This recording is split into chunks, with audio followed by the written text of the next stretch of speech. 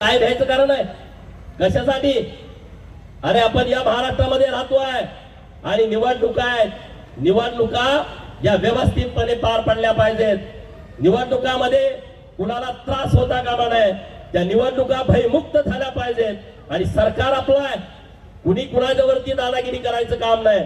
प्रेमापोटी चला तुम्ही मतदान मागा, आम्ही मतदान मागू. पण म्हणे आमच्या लोकांना सांगितलं गोपीचंद पडळकरच्या सभेला जाऊ नका.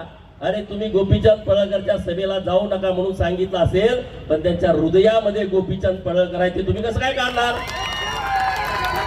ते तुम्हाला 2 तारखेला कळणार, 3 तारखेला मतमोजणी करताना कळणार. अरे हे असं कसं झालंय, घरातनं बाहेर आले नाहीत आणि मतं कशी काय तिकडे गेली?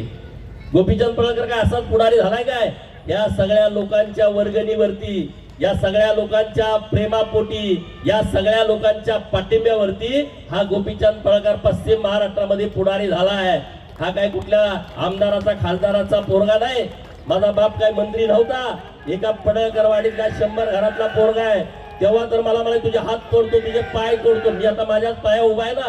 20 वर्ष झालं मी राजकारणामध्ये आहे. 20 वर्ष झालं मी राजकारणामध्ये. तुला इथं मारतो, तिथं तुला मारतो. अरे म्हणलं मारणारे मेले, पण मला अजून काय झालं नाही. एवढी क्षमता आणि एवढी ताकद आपल्या सगळ्या बहुजन लोकांची आहे.